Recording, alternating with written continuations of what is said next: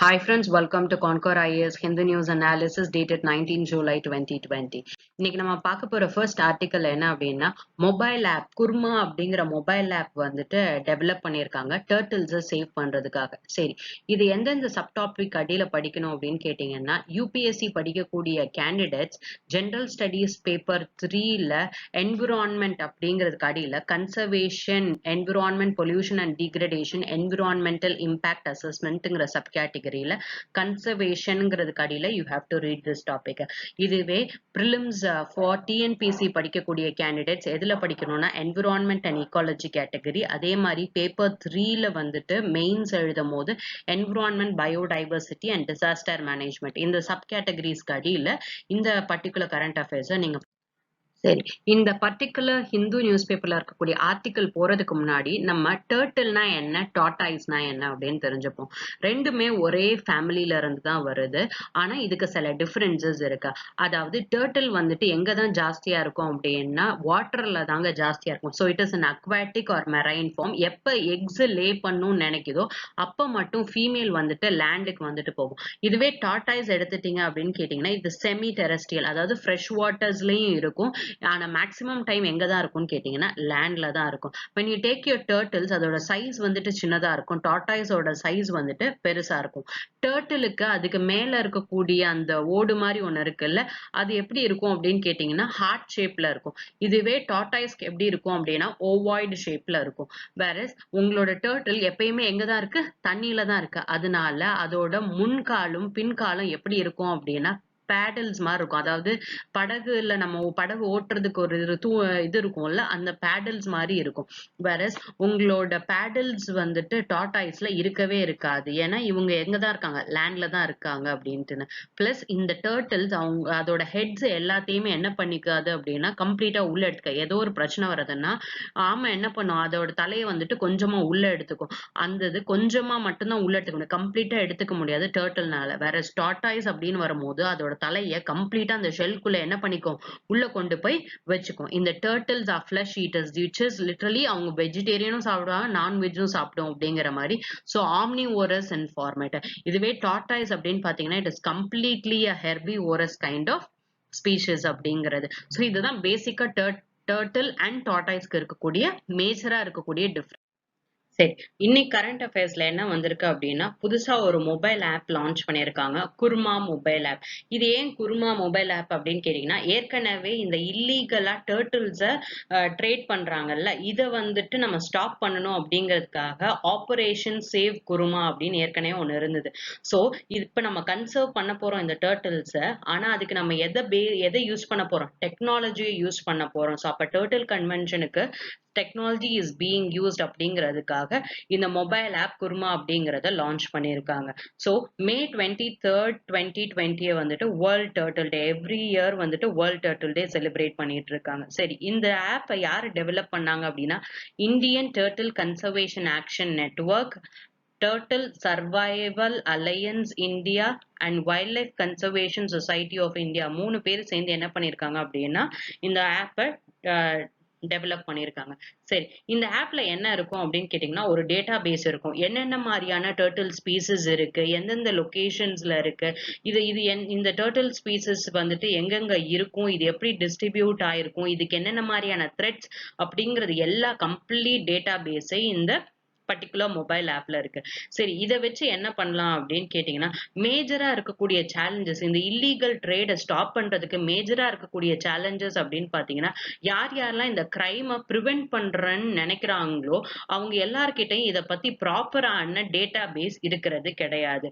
ஏன்னா ஒரு ஸ்பீசிஸ்க்கும் இன்னொரு ஸ்பீசிஸுக்குமே நிறைய டிஃபரன்ஸ் இருக்கு. எந்தெந்த ஸ்பீசிஸ் சைட்ஸ் மூலியமா ப்ரொடெக்ட் பண்றாங்க அப்படிங்கிறதா இருக்கட்டும், இல்ல என்னென்ன species wild life protection act 1972 மூலியமா ப்ரொடெக்ட் பண்றாங்கிறத பத்தி கிளியரான டேட்டாஸ் இல்லாததுனால நிறைய இல்லீகல் ட்ரேடை ஸ்டாப் பண்ண முடிய மாட்டேங்குது அப்படின்னு வந்துட்டு யார் ரிப்போர்ட் கொடுத்திருந்தாங்கன்னா டிராபிக் அப்படிங்கிற ஒரு இன்டர்நேஷனல் நான் கவர்மெண்டல் ஆர்கனைசேஷன் 2019ல கொடுத்த ரிப்போர்ட் பிரகாரம் கிட்டத்தட்ட 200 டார்டாய்ஸா இருக்கட்டும், ஃப்ரெஷ் வாட்டர் டர்டைல்ஸும் வந்துட்டு இல்லீகலா வந்துட்டு ஸ்மகிள் பண்ணிட்டு இருக்காங்க ஒரு வாரத்துக்கு அப்படின்னு ரிப்போர்ட் கொடுத்திருக்காங்க. அப்ப இந்த மாதிரி இல்லீகல் ட்ரேடை வந்துட்டு ஸ்டாப் பண்ணணும் அப்படின்னா அப்படின்னா அதுக்கு நமக்கு பெர்ஃபெக்டான டேட்டாபேஸ் இருக்கணும். சைட்ஸ்ல இந்த பர்ட்டிகுலர் ஸ்பீசிஸ எந்த கேட்டகரிக்கு அடியில ப்ரொடெக்ட் பண்றாங்க. அதே மாதிரி வைல்ட் லைஃப் ப்ரொடெக்ஷன் ஆக்டுக்கு அடியில ஸ்கெடியூல் 1, ஸ்கெடியூல் 2, ஸ்கெடியூல் 3ன்னு கிட்டத்தட்ட 5 ஸ்கெடியூல்ஸ்ல அனிமல்ஸை டிவிஷன் பண்ணி ப்ரொடெக்ட் பண்ணிட்டு இருக்காங்க. அப்ப இதுல எந்த எந்த பர்ட்டிகுலர் ஸ்கெடியூல்ல இது வருது அப்படிங்கறத பொறுத்து அந்த இல்லீகல் ட்ரைட வந்துட்டு நம்ம ஸ்டாப் பண்ணிடலாம் அப்படிங்கிறதுக்காக தான். சரி, ஒருவேளை இதை கண்டுபிடிச்சாங்கன்னா பக்கத்துல எது ரெஸ்கியூ சென்டரோ அதுக்கு என்ன பண்ணும், லொகேஷன் இந்த மாதிரி ஒரு ஸ்பீசஸ் கண்டுபிடிச்சிருக்கோங்கிற இன்ஃபர்மேஷன்ஸை டேக் பண்ணி விடலாம் அப்படிங்கிறது தான். ஸோ இந்த இந்த பர்டிகுலர் சிஸ்டத்துக்கு தான் கன்சர்வ் பண்ணணுங்கிற ஒரு ஐடியாவோட தான் இந்த மொபைல் ஆப் வந்துட்டு கொண்டு வந்திருக்காங்க. சரி, இதுல 2 ஆர்கனைசேஷன்ஸ் பத்தி கொடுத்திருந்தாங்க. ஒன்னு traffic, another one is site. சரி, இந்த டிராபிக் அப்படிங்கிறது என்னன்னா இட்ஸ் நான் கவர்மெண்டல் ஆர்கனைசேஷன். இது ஒரு என்ஜிஓ. இது யாரோட சேர்ந்து ஒர்க் பண்றாங்க அப்படின்னா வேர்ல்டு வைல்ட் லைஃப் ஃபண்டோடையும் international union for conservation of nature. This is also again a non governmental organisation. இவங்க எல்லாரும் சேர்ந்து ஒர்க் பண்றாங்க. அதாவது வைல்ட் லைஃப் ட்ரேட் நடந்துட்டு இருக்கக்கூடிய அந்த என்ன மாதிரி ட்ரேட் நடக்குதுங்கிற கம்ப்ளீட்டா அந்த நெட்வொர்க்கே மானிட்டர் பண்ணக்கூடியது இந்த டிராபிக்கோட வேலை. இது எப்ப எஸ்டாப்ளிஷ் பண்ணாங்கன்னா 1976ல. இதோட ஹெட் குவார்ட்டர்ஸ் வந்துட்டு it is in Cambridge, United kingdom. இந்த பர்டிகுலர் ஆர்கனைசேஷன் எதுக்காக ஒர்க் பண்றாங்கன்னா பயோடைவர்சிட்டியை பாதுகாக்கணும், சஸ்டைனபிளா டெவலப்மெண்ட் இருக்கணுங்கிற இந்த 2 கேட்டகரிக்கு அடியில. சரி, இவங்களோட எய்ம் என்ன சார் அப்படின்னு கேட்டீங்கன்னா ட்ரேட் வைல்ட் பிளான்ஸ் அண்ட் அனிமல்ஸ்ல ட்ரேட் நடக்கலாம். ஆனா இவங்க பண்ணக்கூடிய ட்ரேட்னால இந்த பர்டிகுலர் ஸ்பீசிஸ் அழிஞ்சிடாம இருக்கணும். It should not be a threat to the conservation of the nature அப்படிங்கிறதுக்காக பண்ணிட்டு இருக்காங்க. நெக்ஸ்ட் என்ன பார்த்தோம் அப்படின்னா சைட்ஸ் அப்படிங்கிறது. இனிஷியலா இந்த சைட்ஸ் ஃபார்ம் பண்ணும் போது it's a convention on international trade in endangered species of wild fauna and flora. இதுதான் இது. சைட்ஸ்னா ஃபர்ஸ்ட் என்ன சொல்லியிருக்காங்க, இட்ஸ் அ கன்வென்ஷன். கன்வென்ஷன்னா ஒரு அக்ரிமெண்ட் மாதிரி சைன் பண்ணியிருப்பாங்க உலக நாடுகள்லாம். கிட்டத்தட்ட 183 கண்ட்ரீஸ் வந்துட்டு இந்த சைட்ஸ்ல வந்துட்டு மெம்பரா இருக்காங்க. ஃபர்ஸ்ட் இந்த மாதிரி ஒரு அக்ரிமெண்ட், அதாவது என்டேஞ்சர்ட் ஸ்பீசிஸ்ல நடக்கக்கூடிய ட்ரேட வந்துட்டு நம்ம கம்மி பண்ணணும் அப்படிங்கிறதுக்காக IUCN international union for conservation of நேச்சரோட கான்ஃபரன்ஸ் ஆஃப் பார்ட்டிஸ் நடக்கக்கூடிய சிச்சுவேஷன்ல 1963ல ஒரு ரெசல்யூஷன் ஃபார்ம் பண்ணிருப்பாங்க. நம்ம ஏன் ஒரு அக்ரிமெண்ட் சைன் பண்ணக்கூடாது, இந்த மாதிரி இருக்கக்கூடிய இன்டர்நேஷனல் ட்ரேட கண்ட்ரோல் பண்ணும் அப்படிங்கிறதுக்காக அப்படின்னு சொல்லிட்டு ஒரு ரெசல்யூஷன் பாஸ் பண்ணி இந்த ரெசல்யூஷனை ஃபார்முலேட் பண்ணி கடைசியில 1975ல சைட்ஸ் அப்படிங்கிற ஒரு அக்ரிமெண்ட்டை சைன் பண்ணியிருப்பாங்க. India is signatory to the CITES. அதனாலதான் இந்தியாவோட wildlife protection act 1972 amend பண்ணியிருப்பாங்க. ஏன்னா சைட்ஸ்ல இருக்கக்கூடிய ப்ரொவிஷன்ஸ்க்கு ஏத்த மாதிரி நம்மளோட நேஷனல் லா இருக்கணும் அப்படிங்கிறதுக்காக. சரி, இந்த சைட்டோட எய்ம் என்ன அப்படின்னு கேட்டீங்கன்னா ensure that the international trade in specimens of wild animals and plants does not threaten the survival. அதாவது இன்டர்நேஷனல் ட்ரேட் அப்படிங்கறது நீங்க பண்றீங்க, இந்த specimens wild life plants and அனிமல்ஸை நீங்க பண்றீங்க. ஆனா நீங்க பண்ணக்கூடிய இந்த ட்ரேடு எதை வந்துட்டு இது பண்ணக்கூடாது அப்படின்னா த்ரெட்டன் பண்ணக்கூடாது அப்படின்னா இதோட சர்வைவலை த்ரெட்டன் பண்ணக்கூடாது அப்படின்னு சொல்லிட்டு சைட்ஸோட செக்ரட்டரியேட்.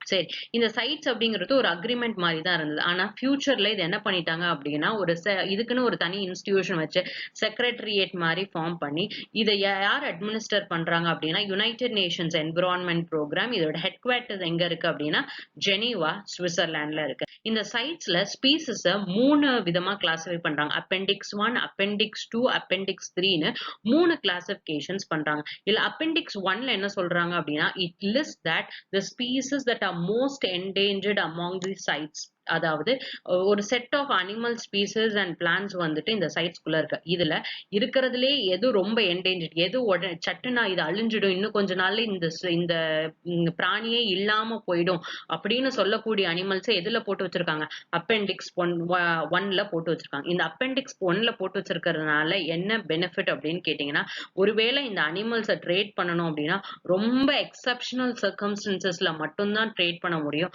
அதுவுமே இருக்கிற ஆல் ஆஃப் தி ஸ்பீசஸ்ல 3% மட்டும்தான் ட்ரேட் பண்ண முடியும் அப்படிங்கிறது. ஆப்பிரிக்கன் ரினான்சரஸ் வந்துட்டு இட் இஸ் த்ரிட்டன் எக்ஸ்டென்ட் ஆக போகுது. அதனால அதுல ஏதோ ஒரு எக்ஸப்ஷனல் சர்க்கம்ஸ்டன்ஸ்ல அதோட பாடி பார்ட்ஸ்ல இருந்து ஏதோ மெடிக்கல் நீட்ஸ் ஏதோ ஒண்ணுக்கு ட்ரேட் பண்றாங்க அப்படின்னா கூட அது வந்துட்டு என்னதான் it is a limited trade. வேற செகண்ட் அப்பெண்டிக்ஸ்ல என்ன இருக்கு அப்படின்னு கேட்டீங்கன்னா, இப்போதைக்கு அது ரொம்ப த்ரெட்டனோ இல்ல உடனே அது இல்லாம போக போறதோ கிடையாது. ஆனா இது நிறைய ட்ரேட் பண்ண ஆரம்பிச்சாங்கன்னா ஒருவேளை என்ன ஆயிடும், இந்த ஸ்பீசிஸும் இல்லாம போயிடுங்கிற கேட்டகரியில இருக்க அனிமல்ஸ் அப்பெண்டிக்ஸ் 2ல போட்டிருக்காங்க. So list of species that are not necessarily now threatened. இப்ப அழியக்கூடிய நிலைமையில இருக்கணும்னு அவசியம் கிடையாது. But may become so unless trade is closely control. So ஒருவேளை பிற்காலத்துல ஆயிடுச்சு அப்படின்னா அதுக்காக என்ன பண்றாங்கன்னா நாங்க இதை கண்ட்ரோல்ல வைக்கிறோம் அப்படின்னு சொல்லிட்டு. அப்பெண்டிக்ஸ் 3 அப்படிங்கிறது அதாவது இந்த கான்ஃபரன்ஸ் ஆஃப் பார்ட்டிஸ்ல யார் யாரெல்லாம் மெம்பர்ஸா இருக்காங்களோ இவங்கள தான் பார்ட்டிஸ் அப்படின்னு சொல்லுவாங்க. இவங்க வந்துட்டு அவங்க கண்ட்ரில இருக்கக்கூடிய ஏதோ ஒரு இல்லீகல் ட்ரேட ஸ்டாப் பண்ணணும்னு நாங்க ரெகுலேட் பண்றோம். ஆனா இந்த இல்லீகல் ட்ரேட் வந்துட்டு மத்த கண்ட்ரீஸ்லயும் நடக்குது அப்படிங்கும்போது மத்த கண்ட்ரீஸ் இதை வந்துட்டு கோஆபரேஷன் பண்ணி இந்த இல்லீகலா எக்ஸ்ப்ளாய்ட் பண்றதை ஸ்டாப் பண்ணும் அப்படின்னு நினைக்கிறாங்களா? அதாவது ஒன் ஹார்ன் ரினோன்சரஸ் இந்த மாதிரி இருக்கக்கூடிய species. So it's a list of species included at the request of a party. ஏதோ ஒரு கண்ட்ரி ரெக்வெஸ்ட் வைக்கிறாங்க. ஏன்னா இவங்க ஏற்கனவே என்ன பண்ணிட்டு இருக்காங்க அப்படின்னா இந்த ஸ்பீசிஸ ரெகுலேட் பண்ணிட்டு இருக்காங்க. அவங்களோட கண்ட்ரில ட்ரேட் பண்றத ரெகுலேட் பண்ணிட்டு இருக்காங்க. இது நான் ரெகுலேட் பண்றதுனால மட்டும் இந்த ஸ்பீசிஸ் எக்ஸ்ப்ளாய்டேஷனை தடுக்க முடியாது. மத்த கண்ட்ரீஸும் ரெகுலேட் பண்ணணும்னு நினைக்கக்கூடிய ஸ்பீசிஸ அப்பெண்டிக்ஸ் 3ல போட்டு வச்சிருப்பாங்க. இந்த மாதிரி தான் ஸ்பீசிஸ் கிளாசிபிகேஷன் சைட்ஸ்ல வந்துட்டு நடந்துட்டு இருக்கு. ஸோ இதுதான் இன்னையோட first current affairs. The second current affairs நம்ம எதை பத்தி படிக்க போறோம் அப்படின்னு கேட்டீங்கன்னா, disabled people. Online education system வந்ததுக்கு அப்புறமாட்டி, ஏன்னா கோவிட் சிச்சுவேஷன்ல இப்ப other modes of education system வர ஆரம்பிச்சிச்சு. ஆனா இந்த ஆன்லைன் எஜுகேஷன் சிஸ்டம் எப்படி ஒரு டிசேபிள்டு கேண்டிடேட்ஸா இருக்கட்டும் இல்ல டிசேபிள்டு ஸ்டூடெண்ட்ஸ்க்கு எவ்வளவு நெகட்டிவா இருக்குது அப்படிங்கறத பத்தி ஒரு சர்வே மாதிரி எடுத்திருக்காங்க. சோ அப்ப இது வந்துட்டு நீங்க எதுல படிக்கணும் அப்படின்னு கேட்டீங்கன்னா, யூபிஎஸ்சி படிக்கக்கூடிய கேண்டிடேட்ஸ் வந்துட்டு paper number 2ல issues relating to development and management of social sector and services relating to health, education and human resourcesங்கிற கேட்டகரி கடியில படிக்கணும். வேற டிஎன்பிசி குரூப் 1க்கு படிக்கக்கூடிய கேண்டிடேட்ஸ் வந்துட்டு மெயின்ஸ் எக்ஸாமினேஷன்ல again second paper unit paper 1ல second unit social issues in India and Tamil Nadu கடியில என்ன இருக்குன்னா education linkage between educational and social development. educationக்கும் social developmentக்கும் என்ன மாதிரியான connections இருக்குங்கிற டாபிக் அடியில இந்த பர்டிகுலர் கரண்ட் அஃபேர்ஸ் படிக்கணும். சோ இப்ப என்ன சொல்லிருக்காங்க அப்படின்னா, student with disability struggle with online classes. யார் யாரெல்லாம் டிசேபிள்டா இருக்காங்களோ அவங்களுக்கு இந்த ஆன்லைன் கிளாஸஸோட போராடி ரொம்ப கஷ்டமா இருக்கு அப்படின்னு சொல்லிட்டு இருக்காங்க. அக்கார்டிங் டு 2011 சென்சஸ் பிரகாரம் இந்தியால கிட்டத்தட்ட 2.68 crore பீப்புள் வந்துட்டு டிசேபிள்டா இருக்காங்க. ஏதோ ஒரு வகையான டிசபிலிட்டி, காது கேட்காம, கண்ணு தெரியாம, காது கேட்காம, இல்ல நடக்க முடியாம. ஆனா இருக்கிறதுல எந்த டிசபிலிட்டி தான் ஜாஸ்தியா இருக்கு அப்படின்னா நடக்க முடியாத டிசபிலிட்டி தான் ஜாஸ்தியா இருக்கு.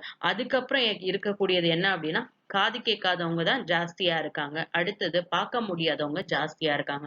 அப்போ ஒரு ஆன்லைன் கிளாஸ் அப்படின்னு வரும்போது என்ன ஆகுது அப்படின்னு கேட்டீங்கன்னா, கேட்கறதும் பார்க்கறதும் தான் இருக்கக்கூடிய பெஸ்ட் சினாரியோ. ஆனா இதுவே வந்துட்டு அவங்களால என்ன பண்ண முடியாது அப்படின்னா பண்ண முடியாத சிச்சுவேஷன். அப்ப டோட்டல் பாப்புலேஷன் 121 crore பாப்புலேஷன்ல 2.21% of the population of India is disable.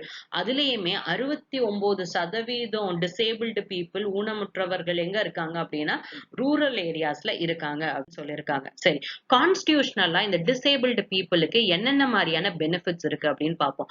Article number 41. இந்த ஆர்டிகல் நம்பர் 41 எங்க வரும் அப்படின்னு கேட்டீங்கன்னா, DPSP directive principles of state policy which is in part 4 of the கான்ஸ்டிடியூஷன்ல இருக்கு. இந்த டிபிஎஸ்பியை சொல்லும் போது என்ன சொல்லுவாங்கன்னா, இது வந்துட்டு நான் ஜஸ்டிஷியபிள் இன் நேச்சர் அப்படின்னு சொல்லுவாங்க. அதாவது நான் ஜஸ்டிஷியபிள் இன் நேச்சர்னா எனக்கு இந்த உரிமையை நீங்க கொடுக்கல, நீங்க கோர்ட்டுக்கு என்ன பண்ண முடியாது, போக முடியாது அப்படிங்கிற சிச்சுவேஷன். கவர்மெண்ட் என்னென்னலாம் இருக்கு, அதாவது கான்ஸ்டிடியூஷன் ஃப்ரேம் பண்ணும் போது எங்களுக்கு நிறைய வந்துட்டு ஆம்பிஷன்ஸ் இருக்கு. ஆனா இப்ப இருக்கக்கூடிய சிச்சுவேஷன்ல பினான்சியல் ரிசோர்சஸ் கிடையாது, இல்ல நிறைய பொலிட்டிக்கல் ஸ்டாண்ட்ஸ்னால எங்களால இந்த ப்ராஜெக்ட்ஸ் எல்லாம் இப்போதைக்கு பண்ண முடியாது. ஆனா இந்தியாவுக்குன்னு சில எய்ம் வச்சிருக்கோம். அந்த எய்ம் எல்லாம் நாங்க வந்துட்டு எங்க வச்சிருக்கோம்னா இந்த டிபிஎஸ்பில வச்சிருக்கோம். இதுல one of the aim is article number 41ல என்ன சொல்றாங்கன்னா, state shall make effective provisions for securing right to work. அதாவது ஸ்டேட்டுங்கிறது either it is your central government, state government, parliament, எது வேணாலும் ஸ்டேட்டுங்கிறது ஆர்டிகல் நம்பர் 12ல டிஃபைன் பண்ணிருக்காங்க. அப்ப இந்த 12லயா இருக்கட்டும் இல்ல ஆர்டிகல் நம்பர் 36லயா இருக்கட்டும், they have defined this. சரி, அப்ப இந்த ஸ்டேட் வந்துட்டு ப்ரொவிஷன்ஸ் மேக் பண்ணி கொடுப்பாங்க. அதாவது right to work, education, public assistance. எந்த மாதிரி சிச்சுவேஷன்ஸ்ல கவர்மெண்ட் ப்ரொவிஷன் மேக் பண்ணி கொடுப்பாங்கன்னா, அன்எம்ப்ளாய்மெண்டா இருக்காங்க இல்ல ரொம்ப வயசானவங்களா இருக்காங்கும் போது அவங்களுக்கு பென்ஷன்ஸ் இல்ல ஓல்ட் ஏஜ் பென்ஷன் ஸ்கீம் அப்படிலாம் இருக்குல்ல, பிளஸ் உடம்பு சரியில்லாம இருக்கிறவங்களுக்கு சில பப்ளிக் அசிஸ்டன்ஸ், டிசேபிள்மெண்ட், டிசபிலிட்டி அப்படிங்கிற சிச்சுவேஷன்ஸ்ல within the limits of economy, இந்தியாவோட எக்கனாமிக் கெப்பாசிட்டி அண்ட் டெவலப்மெண்ட்டை பொறுத்து இதெல்லாம் நாங்க கொடுப்போம் அப்படின்னு சொல்லியிருக்காங்க. சோ அப்ப இவங்களுக்கு தருவோங்கிறத நம்ம எங்க வச்சிருக்கோம், டிபிஎஸ்பில வச்சிருக்கோம். பிளஸ் வேற என்ன மாதிரியான கான்ஸ்டிடியூஷனல் ப்ரொவிஷன்ஸ் இருக்குன்னா, ஸ்கெடியூல் 7ல state list. Schedule 7 is your federal provisions. 3 classifications வச்சிருப்பாங்க, state list, union list, concurrent list. அதுல relief for disabled and unemployment அப்படிங்கிறது எதுல இருக்கு அப்படின்னு கேட்டீங்கன்னா ஸ்டேட் லிஸ்ட்ல இருக்கு. சரி, அப்ப இந்த மாதிரி சில கான்ஸ்டிடியூஷனல் ப்ரொவிஷன்ஸ் இருக்கு. இதுக்கு நம்ம என்ன கொடுக்கணும், ஒரு லெக் மாதிரி கொடுக்கணும். இந்த 41 ஞாபகம் வச்சுக்கிறதுக்கு ஜெனரலா எப்படி சொல்லுவாங்கன்னா 40 grass root development, panchayat raj, 0 ஆரம்பத்துல இருந்து ஆரம்பிக்கிறோம். பஞ்சாயத் ராஜ் இன்ஸ்டிடியூஷன்ஸ் பத்தி காந்தியன் பிரின்சிபல்ல இருக்கும். 41 அப்படின்னு இருக்கும் போது ஓல்ட் ஏஜ், வயசானவங்க, உடம்பு சரியில்லாதவங்களுக்கு எல்லாம் யாராச்சும் ஒருத்தர் என்ன இருக்கணும், கை தாங்குதலா இருக்கிற மாதிரி இருக்கணும். கால் இல்லாதவங்களுக்கு தனியா ஒரு ஹேண்டில் மாதிரி சைட்ல தருவாங்கல்ல, சோ அப்ப இன்னொரு காலா இருக்கணும், ஒரு எக்ஸ்ட்ரா ஒரு கால் கொடுக்குறோங்கிறது தான் என்னது அந்த 41 கான்ஸ்டிடியூஷன், சாரி 41 ஆர்டிகல். அப்ப இந்த லெஜிஸ்லேஷன், இந்த ஆர்டிகலை பேஸ் பண்ணி தான் எது வந்திருக்கு அப்படின்னா ஒரு ஆக்ட் கொண்டு வந்திருக்காங்க, right persons with disability act 2016 அப்படின்னு சொல்லிட்டு. சரி, இதுக்கு முன்னாடி ஆக்ட் இருந்தது அப்படின்னு கேட்டீங்கன்னா, yes there was an act, disabilities act 1995 replace பண்ணி தான் 2016ல ஒரு இந்த டிசேபிள்டு பீப்புளுக்குன்னு ஒரு ரைட் கொண்டு வந்தாங்க. இதுல ஒரு டிசேபிள்டு ஒரு பர்சனை எப்படி பிரிக்கிறாங்க அப்படின்னா, person with disability, person with benchmark disability ன்னு 2 கேட்டகரியா பிரிக்கிறாங்க. இது யாரு person with disability அப்படின்னா, ரொம்ப காலமா லாங் டேர்மா பிசிக்கலா, மென்டலா, இன்டலெக்சுவலா, சென்சரி இம்பார்ட்மெண்ட்ஸ் எல்லா விதத்திலையும் ஏதோ ஒரு விதத்துல அவங்க என்னவா இருக்காங்க, டிசேபிள்டா இருக்காங்க. அப்ப ஒருத்தரால காது கேட்க முடியாது, ஒருத்தரால பேச முடியாது, ஒருத்தர் வந்துட்டு மென்டலி நல்லா டெவலப் ஆகல அப்படிங்கிற சிச்சுவேஷன்ல அவங்களோட வளர்ச்சியும் ஒரு நார்மலா இருக்கக்கூடிய ஹியூமன் பீயிங்கோட வளர்ச்சி என்னவா இருக்காது, ஒரே மாதிரி இருக்காது. அப்ப அவங்க சோசியலா வந்துட்டு எல்லாருக்கும் ஒரே மாதிரி எக்ஸாம் வைக்கணும், ஆனா இவங்களுக்கு சில டிஃபெக்ட்ஸ் இருக்கு அப்படிங்கும் போது என்னவாயிடுது, பிசிக்கலா டிஃபெக்ட்ஸ் இருக்கும் போது அப்படிங்கும் போது என்ன ஆயிடுது அப்படின்னா அது ஈக்குவலான பார்ட்டிசிபேஷன் கொடுக்காது அப்படின்னு சொல்லி இவங்க பர்சன் வித் டிசபிலிட்டி அப்படின்னு கொடுக்குறாங்க. சில பேரை பார்த்தா அவங்க டிசேபிள்டு மாதிரி தெரிய மாட்டாங்க, ஆனா அவங்களுக்குன்னு சில இதெல்லாம் இருக்கு. அதாவது இந்த டார்பிசம் வந்துட்டு அவங்க குள்ளமா இருப்பாங்க, பாடி பார்ட்ஸ் எல்லாம் எல்லாருக்கும் இருக்க மாதிரி இருக்கும், ஆனா அவங்க வந்துட்டு குள்ளமா இருப்பாங்க. இன்டெலெக்சுவல்ல சில பேருக்கு வந்துட்டு டிசபிலிட்டி இருக்கும்.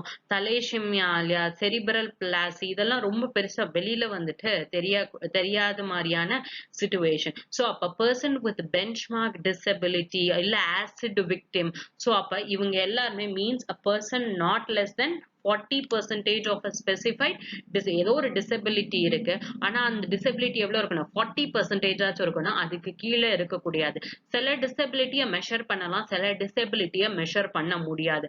எதெல்லாம் மெஷர் பண்ண முடியுமோ, எதெல்லாம் மெஷர் பண்ண முடியாதோ, what ever may be the situation, இது ரெண்டுத்துக்குமே என்ன வேணும் அப்படின்னா சர்டிஃபைங் அத்தாரிட்டி. ஆமா இவங்க இந்த 40% டிசேபிள்டு கேட்டகரியில இருக்காங்கிற சர்டிபிகேஷனோட தான் அவங்களால என்ன பண்ண முடியும், பெனிஃபிட்ஸ் எல்லாம் அக்செப்ட் பண்ணிக்க முடியும். இந்தியால இந்த ரைட்ஸ் ஆஃப் டிசபிலிட்டி ஆக்டுக்கு அடியில 7 டிசபிலிட்டிஸ் தான் இதுக்கு முன்னாடி இருந்த ஆக்ட்ல இருந்தது. ஆனா இப்போதைய ரிவைஸ் பண்ணக்கூடிய 2016 இதுல கிட்டத்தட்ட 21 டிசபிலிட்டிஸ் கொடுத்திருக்காங்க. And most important thing is acid attack விக்டிமையும் என்னவா கொண்டு வந்திருக்காங்க அப்படின்னு கேட்டீங்கன்னா, தே ஹவ் கமிட்டட் டிசபிலிட்டிஸ் அப்படின்னு சொல்லிட்டு. சிக்கிள் செல் டிசீஸ், ஆட்டிசமா இருக்கட்டும், செரிப்ரல் பிளாசியா இருக்கட்டும், இது எல்லாமே என்னதுன்னு சொல்லியிருக்காங்கன்னா டிசபிலிட்டி அப்படின்னு சொல்லியிருக்காங்க. பிளஸ் வேற என்னென்ன ப்ரொவிஷன் சார் இவங்களுக்கு இருக்கு இந்த டிசேபிள்டு பீப்புளுக்கு அப்படின்னு கேட்டீங்கன்னா, கவர்மெண்ட் ஜாப்ஸ்ல வந்துட்டு ரிசர்வேஷன் கொடுக்கறாங்க. முன்னாடி 3% தான் இருந்தது. இந்த ஆக்ட் பிரகாரம் 4% இன்க்ரீஸ் பண்ணிருக்காங்க. ஹையர் எஜுகேஷன் இன்ஸ்டிடியூஷன்ஸ்ல அட்மிஷன் வாங்கணும் அப்படிங்கும்போது இதுக்கு முன்னாடி 3% தான். இப்ப இவங்களுக்கு எவ்வளவு percentage? 5%. Plus, right to free and fair education system according to article number 21A பிரகாரம் எல்லாருக்கும் free and fair education. ஆனா இந்த கேட்டகரியில இருக்கக்கூடிய கேண்டிடேட்ஸ் அதாவது disabled or differently abledன்னு சொல்லக்கூடிய கேண்டிடேட்ஸ்க்கு ஃப்ரீயான எஜுகேஷன் கொடுப்போம். 6 to 18 years அதாவது 12th முடிக்கிற வரைக்குமே அவங்களுக்கு என்னதான் ஃப்ரீ எஜுகேஷன் தான். பிளஸ் இந்த ஆக்ட் பிரகாரம் என்ன சொல்லிருக்காங்கன்னா ஸ்ட்ரெஸ் வந்துட்டு எதுல கொடுக்கணும்னா பப்ளிக் பில்டிங்ஸ் எல்லாமே ஆக்சசபிளா வைக்கணும் அப்படின்னு சொல்லிட்டு. ஏன்னா படி வச்சா நடக்க முடியாதவங்களுக்கு என்ன பண்ண முடியாது, அவங்களால படி ஏறி போக முடியாது. பிளஸ் இந்தியா இந்த லாவை எது மூலியமா எதை பேஸ் பண்ணி வச்சிருக்காங்க அப்படின்னா united nation convention on rights of persons with disabilities அப்படிங்கிற யுனைடெட் நேஷன் கன்வென்ஷனுக்கு ஆன்லைன்ல வரணும் அப்படின்னு வச்சிருக்காங்க. In which India has sign this particular convention. இந்தியாவும் இந்த அக்ரிமெண்ட்டை சைன் பண்ணிருக்காங்க. இந்தியால என்னென்ன மாதிரியான இனிஷியேட்டிவ்ஸ் இருக்கு அப்படின்னா ஆக்சசபிள் இந்தியா கேம்பெயின், அதாவது எல்லா பில்டிங்ஸ் அவங்களோட என்விரான்மெண்ட் எல்லாமே ஆக்சஸ் பண்ற மாதிரி வைக்கணும். தீனதயாள் டிசேபிள்ட் ரீஹாபிலிட்டேஷன் ஸ்கீம் அவங்களுக்கு தேவையான ரீஹாபிலிட்டேஷனுக்கு தேவையான என்விரான்மெண்ட் ப்ரொவைட் பண்ணி கொடுக்கணுங்கிறதுக்காக assistance to disabled persons for purchase and fitting of aids and appliances, அதாவது சப்சிடைஸ்டு ரேட்ஸ்ல வந்துட்டு அவங்களுக்கு டிசேபிள்டு பீப்புளுக்கு வந்துட்டு என்னென்ன மாதிரியான எக்யூப்மெண்ட்ஸ் எல்லாம் தேவை அவங்களை ஏபிள் ஆக்குறதுக்கு அப்படிங்கிறதுக்கு கவர்மெண்ட் அசிஸ்டன்ஸ் ப்ரொவைட் பண்ணக்கூடிய ஸ்கீம் அது. சரி, சோ அப்ப ஸ்டூடெண்ட்ஸ் வந்துட்டு இந்த ஆன்லைன் கிளாஸஸ்னால ஸ்ட்ரகிள் ஆறாங்க அப்படின்னு சொல்லியிருந்தாங்க. சரி, எப்ப சார் இது வெளியில தெரிய வந்தது அப்படின்னா there was a particular report ஒன்னு ரிலீஸ் பண்ணிருக்காங்க. 2 ஆர்கனைசேஷன், ஒன்னு ஸ்வாபிமன், it is a community based organization, another one National Center for Promotion and Employment of Disabled. இவங்க கொடுத்திருக்க ரிப்போர்ட் என்னன்னா digital education in India will student with disabilities miss the bus அப்படிங்கிற ரிப்போர்ட்ல. இதுல எடுத்துக்கப்பட்டக்கூடிய sample size அப்படின்னு கேட்டீங்கன்னா 2178 students தான் sample size. இதுல 90% of the students எங்க இருந்து வந்திருக்காங்கன்னா ஒடிசால இருந்து, 10% ஆஃப் த ஸ்டூடெண்ட்ஸ் வந்துட்டு எங்க இருந்து வந்திருக்காங்கன்னா ஜம்மு அண்ட் காஷ்மீர், ஹரியானா, புதுச்சேரி, மத்திய பிரதேஷ், தமிழ்நாட்டுல இருந்து எடுத்திருக்காங்க. சரி, இவங்க என்ன மாதிரியான கிரிவன்சஸ் சொல்லிருக்காங்க அப்படின்னா 90% ஆஃப் த ஸ்டூடெண்ட்ஸ் வந்துட்டு டீச்சர்ஸ் எங்களுக்கு அட்டென்ஷன் கொடுக்கறது கிடையாது அப்படின்னு சொல்லியிருக்காங்க. 86% ஆஃப் த ஸ்டூடெண்ட்ஸ் என்ன சொல்லியிருக்காங்கன்னா எங்களுக்கு டெக்னாலஜி அப்படிங்கறத முதல்ல எப்படி யூஸ் பண்ணுங்கிறது எங்களுக்கு தெரிய மாட்டேங்குது. அப்ப இந்த இடத்துல என்ன கொடுக்கணும் அப்படின்னா டிஜிட்டல் லிட்ரஸி வந்துட்டு வித்தின் டிசேபிள்டு பீப்புள் அப்படிங்கிறது ரொம்ப கம்மியா இருக்கு அப்படி. அப்ப இந்தியா இந்த கேப்பை முதல்ல என்ன பண்ணி ஆகணும், ஃபில் பண்ணி ஆகணும். ஆன்லைன் மோட் ஆஃப் எஜுகேஷன் சிஸ்டத்துக்கு மூவ் பண்றாங்க அப்படின்னா 81% ஆஃப் த டீச்சர்ஸ் என்ன சொல்றாங்க அப்படின்னா எல்லாருக்கும் நம்ம பிக்சர்ஸ் போட்டு இல்ல மோஷன்ஸ் போட்டு இல்ல சவுண்ட் எஃபெக்ட்ஸ் கொடுத்து இதுதான் அப்படின்னு நம்ம சொல்லிட்டோம். ஆனா அந்த மாதிரி இருக்கக்கூடிய பசங்களுக்கு பிரெய்லி சிஸ்டம் மூலியமா தொட்டு பார்த்தோ இந்த மாதிரி இது மூலியமா தான் அவங்களால கேட்க முடியும். அதனால ஆக்சசபிள் எஜுகேஷனல் மெட்டீரியல்ஸ் ஆன்லைன் லேர்னிங்க்கு இருக்கிறது கிடையாது அப்படின்னு சொல்றாங்க. பிளஸ் இந்த டிசேபிள்டு பீப்புள் நம்ம எவ்வளவு பார்த்தா 69% of the disabled people is only in rural areas அப்படின்னு. அப்ப ஏற்கனவே அவங்க டிசேபிள் பிளஸ் அவங்களோட சிச்சுவேஷன் வந்துட்டு economic wise is not good அப்படிங்கிற சிச்சுவேஷன்ல அவங்களால ஸ்மார்ட் போன்ஸும் கிடையாது, கம்ப்யூட்டர்ஸும் கிடையாது. அப்ப gadgets it's not universally accessible அப்படிங்கிறது இட்ஸ் another ப்ராப்ளம். நெக்ஸ்ட் ஸ்டூடெண்ட்ஸ்க்கு வந்துட்டு வேற என்னென்னலாம் தேவை அப்படின்னு கேக்குறாங்கன்னா 67% ஆஃப் த ஸ்டூடெண்ட்ஸ் எங்களுக்கு லேப்டாப்ஸ், ஸ்மார்ட் போன்ஸ் இல்ல டேப்லெட்ஸ் கொடுங்க எஜுகேஷனல் பர்பசஸ்க்காக. 77% ஆஃப் த ஸ்டூடெண்ட்ஸ் என்ன கேட்டிருக்காங்க அப்படின்னா எங்களுக்குன்னு ஒரு சூட்டபிள் ஃபார்மேட் இருக்கணும் இதை படிக்கிறதுக்கு அப்படின்னு. இன்னும் நிறைய பேருக்கு என்ன இல்லைன்னா டேட்டா கனெக்ஷன்ஸே இல்லாம இருக்கு. பிளஸ் இன்னும் சில பேருக்கு படிச்சு காமிக்கிறதுக்கு சில பேரும் இந்த எழுதுறதுக்கு சில பேரும் என்ன ஆகணும் அப்படின்னா வேணும் அப்படிங்க. இப்படி இருந்தாதான் அவங்க எஜுகேஷன் சிஸ்டம் டெவலப். இவ்வளோ பிரச்சனைகளை வச்சுட்டு ஒரு டிசேபிள்டு பர்சன் ஒரு காம்படிட்டிவ் வேர்ல்டுக்குள்ள வராரு அப்படின்னா கண்டிப்பா this is gonna be a lag. Government has to do something for this disabled people so that ஏற்கனவே வந்துட்டு கொஞ்சம் சோஷியலி பேக்வர்ட் அப்படின்னு இருக்கக்கூடிய சிச்சுவேஷன்ல இருந்து அவங்களை இன்னும் கொஞ்சம் டெவலப் பண்ணி கொண்டு வரலாம் அப்படிங்கிறதுக்காக. நெக்ஸ்ட் நம்ம பார்க்கக்கூடிய article national disaster response fund அப்படின்னு ஒரு ஃபண்ட் இருக்கு. இந்த ரெஸ்பான்ஸ் ஃபண்டு இது வரைக்கும் கான்ட்ரிபியூஷன்ஸ் அப்படிங்கிறது ஒரு பர்டிகுலர் ப்ரொவிஷன் வந்துட்டு கொடுத்திருக்காங்க. அதாவது இந்த ப்ரொவிஷன் பிரகாரம் வந்துட்டு எந்த ஒரு இண்டிவிஜுவலும் நேஷனல் டிசாஸ்டர் ரெஸ்பான்ஸ் ஃபோர்ஸுக்கு கான்ட்ரிபியூட் பண்ணலாம். ஸோ அப்ப இந்த பர்டிகுலர் டிசாஸ்டரை பத்தி இருக்கக்கூடிய கரண்ட் அஃபேர்ஸை நீங்க எந்த சப் கேட்டகரிக்கள் அடியில படிக்கணும் அப்படின்னு கேட்டீங்கன்னா, யூபிஎஸ்சி படிக்கக்கூடிய கேண்டிடேட் ஜெனரல் ஸ்டடீஸ்ல பேப்பர் நம்பர் 3ல டிசாஸ்டர் மேனேஜ்மெண்ட் அப்படிங்கிற கேட்டகரிக்கு அடியிலையும், TNPSC படிக்கக்கூடிய candidates when it comes to prelims you have disaster management. அதே மாதிரி மெயின்ஸ்க்கு படிக்கக்கூடிய கேண்டிடேட்ஸ் வந்துட்டு unit number 2 that is paper 3ல unit 2 environment biodiversity and disaster managementக்கு அடியில natural calamities and disaster managementங்கிற சப்ஹெட்டிங் அடியில இந்த கரண்ட் அஃபேர்ஸ் படிக்கணும். சரி, government opens up NDRF for individual donations. First இந்த நேஷனல் டிசாஸ்டர் ரெஸ்பான்ஸ் ஃபண்ட் அப்படின்னா என்னன்னு கேட்டுக்கோங்க. ஃபண்ட் அப்படிங்கிறது நிறைய பேர் சேர்ந்து போடக்கூடியது. குட்டி குட்டி அமௌண்ட்டை நம்ம ஸ்கூல் காலேஜஸ்க்கு ஃபண்ட் கலெக்ட் பண்ணி கொடுங்க அப்படின்னு சொல்லும்போது நிறைய பேர்கிட்ட போய் கலெக்ட் பண்ணி மொத்தமா ஒரு பெரிய அமௌண்ட் கொண்டு வரோம்ல, இதுதான் ஃபண்ட் அப்படின்னு சொல்லுவாங்க. சரி, இந்த பர்டிகுலர் ஃபண்ட் அப்படிங்கிறது எங்க டிஃபைன் பண்ணிருக்காங்கன்னா, டிசாஸ்டர் மேனேஜ்மெண்ட் ஆக்ட் 2005ல செக்ஷன் 46ல வந்துட்டு டிஃபைன் பண்ணிருக்காங்க.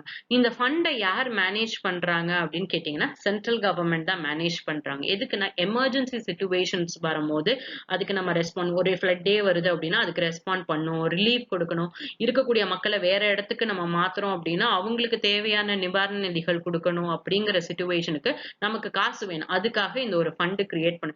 இதுக்கு இப்பதான் இந்த ஃபண்ட் கிரியேட் பண்ணாங்களா அப்படின்னு கேட்டீங்கன்னா, இதுக்கு முன்னாடி நேஷனல் கெலாமிட்டி கண்டிஜென்சி ஃபண்ட் அப்படின்னு ஒண்ணு இருந்தது. அதுதான் நேஷனல் டிசாஸ்டர் ரெஸ்பான்ஸ் ஃபண்ட் அப்படின்னு மாத்திருப்பாங்க 2005. அதாவது சுனாமிக்கு அப்புறமாட்டி தான் என்ன ஆயிருக்கும் அப்படின்னா டிசாஸ்டர் மேனேஜ்மெண்ட் ஆக்ட்னே ஒண்ணு கொண்டு வந்திருப்பாங்க. சரி, இப்ப காசு வரணும் இந்த ஃபண்டுக்கு. யார் யாரெல்லாம் காசு கொடுப்பாங்க அப்படின்னு கேட்டீங்கன்னா, ஃபர்ஸ்ட் செஸ் வந்துட்டு லெவி பண்ணுவாங்க, எஜுகேஷனல் செஸ். அந்த மாதிரி வரக்கூடிய அதாவது மேனுஃபேக்சர் பண்ணக்கூடிய கூட்ஸ் அண்ட் கஸ்டம்ஸ் டியூட்டிஸ் மேல செஸ் போடுவாங்க. அதுல இருந்து வரக்கூடிய பணம் எதுக்கு போகும் அப்படின்னா NDRFக்கு வந்துட்டு போகும். பிளஸ் ஜென்ரலா பட்ஜெட் நடக்கும் போது சிலதை டிசாஸ்டருக்குன்னு ஒதுக்கி வைப்பாங்க. அப்ப ஃபர்ஸ்ட் செஸ் மூலியமா வருது, செகண்ட் பட்ஜெட்டரி அலோகேஷன்ஸ் மூலியமா வருது, தேர்ட் வந்துட்டு என்ன வருது அப்படின்னு கேட்டீங்கன்னா ஒரு ப்ரொவிஷன் இருக்கு. அதாவது ஏற்கனவே இருக்கு, இது வரைக்கும் ரொம்ப பெருசா என்ன பண்ணவே இல்லைன்னா ஓபன் அப் பண்ணவே இல்லை. You can encourage any person or institution to make contributions to NDRF. இதை தான் இப்ப பண்ண சொல்ல போறாங்க. அப்ப நீங்களும் கான்ட்ரிபியூட் பண்ணலாம், ஒரு பெரிய இன்ஸ்டிடியூஷனும் என்ன பண்ணலாம், NDRFக்கு கான்ட்ரிபியூட் பண்ணலாம் அப்படிங்க. சரி, இது வரக்கூடிய ஃபண்ட் எல்லாம் எங்க சார் இருக்கும் அப்படின்னு கேட்டீங்கன்னா, 3 ஃபண்ட்ஸ் இருக்கா. Consolidated fund of India, contingency fund of India, public accounts of India. அப்ப இதுல இருந்து வரக்கூடிய காசு எங்க போகும்னா பப்ளிக் அக்கவுண்ட்ஸ் ஆஃப் இந்தியாவுக்கு போகும். அப்ப இந்த ரிசர்வ் ஃபண்டுக்கு மேல எந்த ஒரு இன்ட்ரெஸ்ட் ரேட்ஸும் இருக்காது அப்படின்னு சிச்சுவேஷன்ல. சரி, இந்த மாதிரி ரிலீஃப் ஆக்டிவிட்டிஸ் நடக்கும் போது, ஏன்னா நிறைய கெலாமிட்டிஸ் இருக்கும்ல, flood, drought, hail storms, pest attack, cold wave, frost, இந்த மாதிரி எதெல்லாம் அக்ரிகல்ச்சருக்கு சம்பந்தப்பட்டதா இருக்கோ இதுல இருக்கக்கூடிய ரிலீஃப் ஆக்டிவிட்டிஸ் எல்லாம் யாரு பார்த்திருப்பாங்க அப்படின்னா, department of agriculture and cooperation which is under Ministry of agriculture. இதுவே இருக்கக்கூடிய மத்த கெலாமிட்டிஸ் எல்லாம் யாரு பார்த்துப்பாங்க அப்படின்னா மினிஸ்ட்ரி ஆஃப் ஹோம் அஃபேர்ஸ் பார்த்துப்பாங்க. சரி, இதுல இருக்கக்கூடிய பணத்தை எப்படி எல்லாம் செலவு பண்றாங்க அப்படிங்கறத யாரு கணக்கெடுத்துப்பாங்க அப்படின்னா controller and auditor general of India கணக்கெடுத்து வச்சுப்பாங்க. சரி, இது வந்துட்டு ஆக்ட்ல இருந்து எடுத்தது. சோ இந்த ஆக்ட் டிசாஸ்டர் மேனேஜ்மெண்ட் ஆக்ட் 2005. இந்த ஆக்ட் வந்துட்டு whole of India which was, ஏன்னா 2005ல ஜம்மு அண்ட் காஷ்மீருக்கு ஒரு ஆக்ட் போகணும்னா ஜம்மு அண்ட் காஷ்மீர் ஸ்டேட் லெஜிஸ்லேச்சர்ல அதை அப்ரூவ் பண்ணணும் அப்படிங்கிறது. இப்ப அந்த மாதிரியான கான்செப்ட் கிடையாது. அப்ப அந்த சிச்சுவேஷன்ல இருந்ததுனால it is extending to whole of India which means it includes Jammu and Kashmir also. Plus இந்த செக்ஷன் நம்பர் 46 அப்படின்னு நியூஸ் பேப்பர்ல இருக்குல்ல, சோ இதுல தான் எதை பத்தி பேசிருக்காங்கன்னா நேஷனல் டிசாஸ்டர் ரெஸ்பான்ஸ் ஃபண்ட் பத்தி பேசியிருக்காங்க. சோ ஒன்னு வந்துட்டு என்ன சொல்லிருக்காங்க, an amount which the central government may after due appropriation made by parliament of law in this behalf. அதாவது appropriation ஒரு finance bill மூவ் பண்ணி காசு வாங்குறது. செகண்ட் செக்ஷன் பி, அதாவது 46ல B-ல என்ன இருக்குன்னா any grants that is made by any person or institution for the purpose of the disaster management. அப்ப இதை இப்ப என்ன பண்ணிருக்காங்க, பப்ளிக் ஃபோரத்துக்கு ஓபன் பண்ணிருக்காங்க. சோ அப்ப இந்த டிசாஸ்டர் மேனேஜ்மெண்ட் ஆக்ட் வந்துட்டு என்னென்ன மாதிரியான டிசாஸ்டர்ஸ் நோட்டிஃபை பண்ணிருக்காங்கன்னா cyclone, drought, earthquake, fire and flood, tsunami, hail storms, landslide நடக்கிறது, மலைச்சரிவு, அவலான்ச்சீஸ், கிளவுட் பஸ்ட் 24 மணி நேரத்துக்குள்ள வந்துட்டு ஒரு மாசத்துக்கான மழை பெய்யுதுல, pest control, frost and cold waves இது எல்லாத்தையும் தான் டிசாஸ்டர்ஸ்னு சொல்லியிருந்தாங்க. ஆனா மார்ச் 2020ல கொரோனா வைரஸையும் இதுவும் ஒரு நேச்சுரல் டிசாஸ்டர் தான். அப்ப இதுக்கு தேவையான செலவுகள்ல நீங்க எங்க இருந்து பண்ணிக்கலாம்? நேஷனல் டிசாஸ்டர் ரெஸ்பான்ஸ் ஃபண்ட்ல இருந்தும், அவங்களோட ஸ்டேட் டிசாஸ்டர் ரெஸ்பான்ஸ் ஃபண்ட்ல இருந்தும் பண்ணிக்கலாம் அப்படின்னு சொல்லியிருக்காங்க. அப்ப மினிஸ்ட்ரி ஆஃப் ஹோம் அஃபேர்ஸ் இப்ப என்ன சொல்லியிருக்காங்க அப்படின்னா, இந்த மாதிரி பீப்புள் வந்துட்டு கான்ட்ரிபியூட் பண்ணணும்னு நினைக்கிறதுக்கு நாங்க சில மாடாலிட்டிஸ் வந்துட்டு லே பண்ணிருக்கோம் அப்படின்னு சொல்றாங்க. கான்ட்ரிபியூஷன்ஸ் பண்ணணும்னு நினைக்கிறவங்க ஆன்லைன் மோட்லயும் பண்ணலாம், இல்ல பிசிக்கல் இன்ஸ்ட்ருமெண்ட்ஸ் மூலியமாவும் பண்ணலாம். அதாவது DD, demand drafts or cheques வந்துட்டு கொடுக்கலாம். யாருக்கு அப்படின்னா பப்ளிக் அக்கவுண்ட்ஸ் ஆபீஸோட செக்ரட்டரியேட்டுக்கு. பிளஸ் இந்த இதுல வேற என்ன சொல்லிருக்காங்க அப்படின்னா, இந்த என்டிஆர்எஃப்ல வரக்கூடிய பணத்தை சிலதை யாருக்கும் டிவால்வ் பண்ணி கொடுப்பாங்கன்னா, ஸ்டேட் டிசாஸ்டர் ரெஸ்பான்ஸ் ஃபண்டுக்கும் டிவால்வ் பண்ணி கொடுப்பாங்க. சோ இந்த ஸ்டேட் டிசாஸ்டர் இது வந்துட்டு என்ன பண்ணும் அப்படின்னா, அவங்க வந்துட்டு இந்த பணத்தை எப்படி எப்படிலாம் செலவழிச்சோங்கிறத பத்தி சர்டிபிகேட் வந்துட்டு ப்ரொடியூஸ் பண்ணணும் டு தி சென்ட்ரல் கவர்மெண்ட். ஒருவேளை இது நடக்கல அப்படின்னா ஃபியூச்சர்ல என்ன பண்ண மாட்டாங்கன்னா அலோகேஷன்ஸ் பண்ண மாட்டாங்க. The next article is why India is out of Chabahar rail project. இந்த ப்ராஜெக்ட பத்தி ஏற்கனவே நம்ம ரொம்ப நிறைய டீடைலா எக்ஸ்ட்ராவாவே ஒரு வீடியோ போட்டிருக்கோம். சோ அந்த வீடியோல போய் இன்னும் பெட்டர் கிளாரிட்டிக்காக பார்த்துக்கோங்க. இங்க சில பாயிண்ட்ஸை மட்டும் தான் நம்ம டிஸ்கஸ் பண்ண போறோம். இத வந்துட்டு யூபிஎஸ்சி படிக்கக்கூடிய candidates general studies paper number 2ல இன்டர்நேஷனல் ரிலேஷன்ஷிப் கடையில effect of policies and politics of developed and developing countries on India's interest and Indian டயஸ்போராங்கிற ஹெட்டிங் கடியில படிக்கணும்.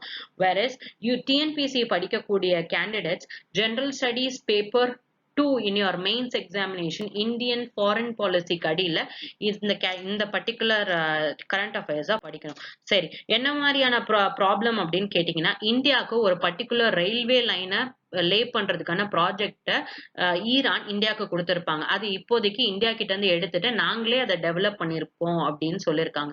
இந்த ரயில்வே ப்ராஜெக்ட் எங்க அப்படின்னு கேட்டீங்கன்னா, சாபஹார்ல இருந்து ஜஹீதன் வரைக்கும் ஒரு ரயில் ப்ராஜெக்ட், ஜஹீதன்ல இருந்து ஜாரங் வரைக்கும் அகைன் ரயில் ப்ராஜெக்ட், ஜாரங் அண்ட் தெல்ராம் இது வந்துட்டு ஆப்கானிஸ்தான்ல இருக்கு. This is a road project அப்படிங்கிற மாதிரி. சோ இதுல இந்த பர்டிகுலர் செக்ஷன், அதாவது சாபஹார்ல இருந்து ஜஹீதன் அப்படிங்கிற இடத்துக்கு போறதுக்கான ரயில்வே ப்ராஜெக்ட தான் யார்கிட்ட இருந்து வாங்கிட்டாங்க அப்படின்னா, இந்தியாவை வந்துட்டு இதுல இருந்து ஒதுக்கி வச்சுட்டு ஈரான் நாங்களே இதை பண்ணிக்கிறோம், ஏன்னா நாங்களே எங்களோட நேஷனல் டெவலப்மெண்ட் ஃபண்ட்ல இருந்து கிட்டத்தட்ட $400 மில்லியன் யூஸ் பண்ணி வீல் ஸ்டார்ட் தி கன்ஸ்ட்ரக்ஷன் அப்படின்னு சொல்லியிருக்காங்க.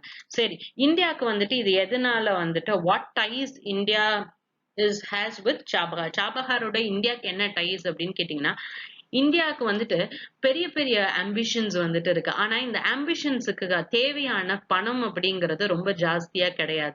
அப்ப இந்தியாவுக்கு வந்துட்டு சில இடத்துல பணமும் வந்துட்டு ஜாஸ்தியா போடணும் அப்படின்னு நினைச்சாலும் சில ப்ராஜெக்ட்ஸை எடுத்து பண்றாங்க. இன்ஃப்ராஸ்ட்ரக்சர் ப்ராஜெக்ட்ஸ் ரொம்ப ஜாஸ்தி இந்தியா இன்ஃப்ராஸ்ட்ரக்சர் ப்ராஜெக்ட்ஸ் பண்ண மாட்டாங்க. சாஃப்ட் ஸ்கில் டெவலப்மெண்ட்ஸ் தான் நிறைய பண்ணுவாங்க. அப்ப இந்தியா இந்த மாதிரி ஒரு ப்ராஜெக்டை எடுக்கிறாங்க அப்படிங்கும் போது இந்தியாவோட ஃபர்ஸ்ட் மைண்ட் செட்ல என்ன இருக்குன்னா, இது எவ்வளவுக்கு எனக்கு ஸ்ட்ராட்டஜிக்கா இம்பார்ட்டன்டா இருக்கும்.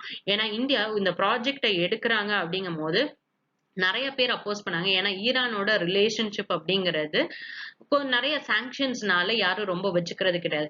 United states, Saudi Arabia, Israel எல்லாருமே இதுக்கு அகேன்ஸ்டா இருந்தா கூட இந்தியா இவங்களோட இந்த மாதிரி அட்வர்சரிஸ் இருந்த சிச்சுவேஷன்லயும் டைஸ் மெயின்டைன் பண்ணிட்டு தான் வந்துட்டு இருந்தாங்க.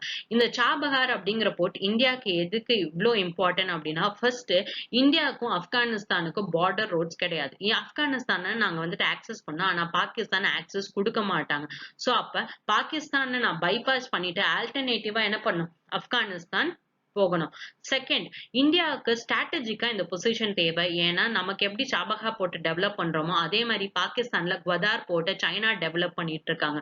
அப்ப அவங்க என்ன மாதிரியான ஆக்டிவிட்டிஸ் பண்றாங்க அப்படிங்கிறதுக்கா இருக்கட்டும், இல்ல பாகிஸ்தானோட கொஞ்சம் நல்ல விதமா டீல் பண்ணும் அப்படிங்கிறதுக்கா இருக்கட்டும், we need this particular project. பிளஸ் இந்த சாபஹார் ட்ரேட் ஜோன் மூலியமா தான் இந்தியாவோட எனர்ஜி இம்போர்ட்ஸ் வந்துட்டு நிறைய வந்துட்டு இருக்கு. Because Iran was the third largest சப்ளையரா இருந்தவங்க. ஆனா இப்போதைக்கு ஜீரோ டவுன் பண்ணிட்டோம். ஏன்னா சாங்ஷன்ஸ் யூஎஸ் போட்டுருவாங்கங்கிறதுனால. பிளஸ் நம்ம வந்துட்டு ஃபுட் அண்ட் மெட்டீரியல் எக்ஸ்போர்ட்ஸ் பண்றதும் இது வழியா தான் போயிட்டு இருந்தது. சோ பிளஸ் இதை விட வேற என்ன இந்தியாக்கு அப்படின்னு கேட்டீங்கன்னா, இந்த சென்ட்ரல் ஏஷியாவை ஆக்சஸ் பண்ணிட்டா அப்படியே யூரோப்பையும் நம்ம என்ன பண்ணிக்கலாம், கனெக்ட் பண்ணிக்கலாங்கிற பெரிய ஆம்பிஷன்ஸ் இருந்து. அப்ப இந்த Chabahar port is very strategically important for India அப்படிங்கிறது. சரி, இந்த ரயில் ப்ராஜெக்ட்டுக்கு என்ன ஆச்சு ஏற்கனவே நான் சொல்லிட்டேன். என்ன மாதிரியான பிரச்சனை அப்படின்னு கேட்டீங்கன்னா, இன்டர்நேஷனல் லெவல்ல இருக்கக்கூடிய பாலிசிஸ் எப்படி ஒரு கண்ட்ரியோட, அதாவது நம்மளோட கண்ட்ரியோட டெசிஷன்ஸ் யார் எடுக்கணும், நம்ம எடுக்கணும். ஆனா யூஎஸ் ஏதோ ஒண்ணு பண்ணிடுவேன்னு சொல்றதுனால நம்ம என்ன பண்ணிட்டு இருக்கோம் அப்படின்னா, நம்மளோட சில இன்டர்நேஷனல் பாலிசிஸ்ல நம்மளோட ஸ்டாண்ட வந்துட்டு வேற மாதிரி மாத்தி வச்சுட்டே இருக்கோம். என்ன நடந்தது அப்படின்னு கேட்டீங்கன்னா, ஈரான்ல பிரச்சனை, அதாவது நியூக்ளியர் வெப்பன்ஸ் வந்துட்டு நிறைய பண்றாங்க அப்படின்னு சொல்லிட்டு ஈரான் மேல சாங்ஷன்ஸ் வந்துட்டு இருந்தது.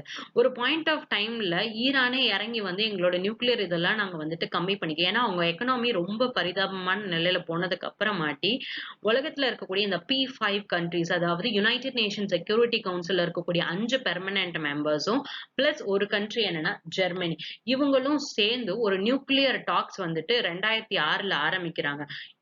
இதோட ஃபைனல் எண்ட் தான் 2015ல ஒரு அக்ரிமெண்ட் ஒன்னு சைன் பண்றாங்க, joint comprehensive plan of action in 2015 அப்படின்னு சொல்லிட்டு. சோ இவங்க இந்த பிளானை இது பண்ணதுக்கு அப்புறமாட்டி 2000 அப்ப இவங்க எல்லாரும் ஒரு சுமூகமான நிலைக்கு வந்துட்டாங்கன்னு சொல்லி 2016ல என்ன பண்ணிருக்கோம் அப்படின்னா, சாபஹார் போர்ட் அப்படின்னு சொல்லிட்டு இந்த சாபஹார் அக்ரிமெண்ட் அப்படிங்கறது 2000ல சைன் பண்ணிட்டு, இட்ஸ் ட்ரைலேட்ரல் அக்ரிமெண்ட். எதுக்காக அப்படின்னா, international transport and transit corridor. இதை நீங்க வந்துட்டு ஏற்கனவே இருக்கக்கூடிய சாபஹார் வீடியோல போய் பாத்துக்கலாம் என்ன ப்ராஜெக்ட் அப்படின்னு சொல்லிட்டு. சோ இந்த ப்ராஜெக்டை இந்தியா சைன் பண்ணிடுறாங்க. இந்தியா சைன் பண்ணி அவங்களோட ப்ராஜெக்ட் வேலை எல்லாம் ஆரம்பிக்கக்கூடிய சிச்சுவேஷன்ல 2018ல ட்ரம்ப் பவருக்கு வந்ததுக்கு அப்புறமாட்டி, இல்ல நாங்க யூஎஸ் இந்த ஜாயிண்ட் காம்ப்ரிஹென்சிவ் பிளான் ஆஃப் ஆக்ஷன்ல இருக்க போறது கிடையாது, நான் இதை விட்டு வெளியில வர போறேன், பிளஸ் ஈரான் மேல நான் இன்னும் நிறைய சாங்ஷன்ஸ் போட போறேன் அப்படின்னு சொல்றாங்க. பிளஸ் ஈரானோட யார் யாரெல்லாம் கனெக்ஷன்ஸ் வச்சிருக்கீங்களோ அவங்க மேலேயே நான் சாங்ஷன்ஸ் போடுவேன் அப்படின்னு சொல்றாரு.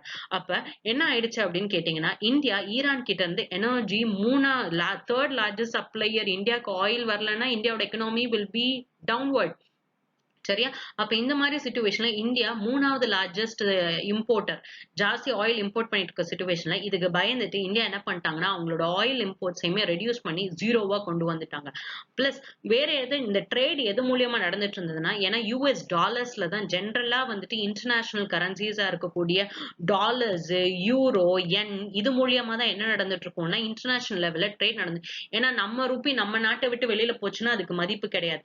அப்ப வெளியில இருந்து வாங்குறாங்கன்னா ஏதோ ஒரு காமன் கரன்சி, டாலர்ஸா இருக்கட்டும், யூரோவா இருக்கட்டும், எண்ணா இருக்கட்டும், ஒருவேளை இந்த கரன்சி இல்ல ஆனா எனக்கு வெளியில இருந்து பொருட்கள் வாங்கணுங்கிற சிச்சுவேஷன்ல கரன்சி ஸ்வாப் அக்ரிமெண்ட் அப்படின்னு ஒண்ணு சைன் பண்ணுவாங்க. இது என்ன கரன்சி ஸ்வாப் அக்ரிமெண்ட் அப்படின்னு கேட்டீங்கன்னா, சே லைக் இந்தியாவும் ஈரானும் இந்த மாதிரி ஒரு மியூச்சுவல் அண்டர்ஸ்டாண்டிங். இது என்ன கரன்சி ஸ்வாப் அக்ரிமெண்ட் அப்படின்னா, இந்தியா அவங்களோட பொருளை வந்துட்டு விற்கும் போது காசு எதுல வாங்கிப்பாங்கன்னா இந்தியன் ருபீஸ்லயே வாங்கிப்பாங்க. அதே மாதிரி ஈரான் வந்துட்டு இந்தியாக்கு வாட் இஸ் தட், ஈரான் வந்துட்டு அவங்க பே பண்ணும்போது எதுல பே பண்ணுவாங்கன்னா ரியல்ல வந்துட்டு பே பண்ணுவாங்க. அதாவது சாரி, நம்ம வந்துட்டு ஈரான் கிட்ட போய் வந்துட்டு வாங்குறோம் அப்படிங்கிற சிச்சுவேஷன்ல நம்ம எதுலயே பே பண்ணிடுவோம், ரியல்லயே பே பண்ணுவோம். ஆயில் வாங்குறோம் ஈரான் கிட்ட இருந்து, டாலர்ஸ்ல கொடுக்க மாட்டோம், ரியல் அவங்களோட கரன்சிலேயே உங்களுக்கு பே பண்ணிடுவோம். அவங்க நம்ம கிட்ட இருந்து கூட்ஸ் வாங்குறாங்கன்னா நம்ம கரன்சியே தான் நமக்கு பே பண்ணுவாங்க, டாலர் பே பண்ண மாட்டாங்க. சோ இததான் என்ன சொல்லுவாங்கன்னா கரன்சி ஸ்வாப் அக்ரிமெண்ட் அப்படின்னு சொல்லுவாங்க. சோ இதையும் கம்ப்ளீட்டா என்ன பண்ணிட்டாங்கன்னா ஸ்டாப் பண்ணிட்டாங்க. பிளஸ் யூஎஸும் என்ன பண்ணிட்டாங்க அப்படின்னா, நாங்க இந்த வேவியர்ல இருந்து இந்தியாவுக்கு சாபஹார் போட்டோம், இந்த ரயில்வே ப்ராஜெக்டையும் நடத்துறதுக்கு நாங்க பர்மிஷன் கொடுக்குறோம்னு சொல்லிட்டாங்க. ஆனா இதுல என்ன பிரச்சனை வந்ததுன்னா, என்னென்ன கம்பெனிஸ் எல்லாம் இதுல பார்ட்டிசிபேட் பண்ணியிருந்தாங்களோ அவங்க ஒருவேளை நம்ம இதுக்கு தேவையான எக்யூப்மெண்ட் சப்ளை பண்றோங்கிற சிச்சுவேஷன் வரும்போது எங்க இதனால நமக்கு பிரச்சனை வந்துருமோன்னு சொல்லிட்டு அவங்களும் இந்த ப்ராஜெக்ட்ஸ்ல இருந்து வெளியில ஒரு மாதிரி ஒதுங்கி வர ஆரம்பிச்சனால there was so much of delay அப்படிங்கிறது. சரி. மத்த ப்ராஜெக்ட்ஸ் ஹிட் ஆயிடுச்சா? இது மட்டும் தான் பிரச்சனையா? இல்ல மத்த ப்ராடக்ட்ஸும் ஹிட் ஆயிடுச்சா? அப்படின்னு கேட்டீங்கன்னா, மினிஸ்ட்ரி ஆஃப் எக்ஸ்டர்னல் அஃபேர்ஸ் என்ன சொல்லியிருக்காங்கன்னா, இந்தியாவோட ஓஎன்ஜிசி விதேஷ் லிமிடெட் அதாவது ஓஎன்ஜிசி இருக்காங்கல்ல, அவங்களோட இன்டர்நேஷனல் ஆர்ம் அதாவது இன்டர்நேஷனல் லெவல்ஸ்ல டீல் பண்ணும்போது விதேஷ் லிமிடெட் அப்படின்னு சொல்லி. ஸோ இந்தியாவோட ஓஎன்ஜிசி விதேஷ் லிமிடெட் என்ன சொல்லியிருக்காங்கன்னா, ஈரானியனோட case field project furthers B அப்படிங்கிறதுல இருந்து இந்தியா வந்துட்டு இப்போதைக்கு கட் ஆஃப் பண்ணி விட்டாங்க. ஆனா இத பத்தின பேச்சுவார்த்தை 2009ல இருந்தே நடந்துட்டு இருந்தது அப்படின்னு சொல்றாங்க.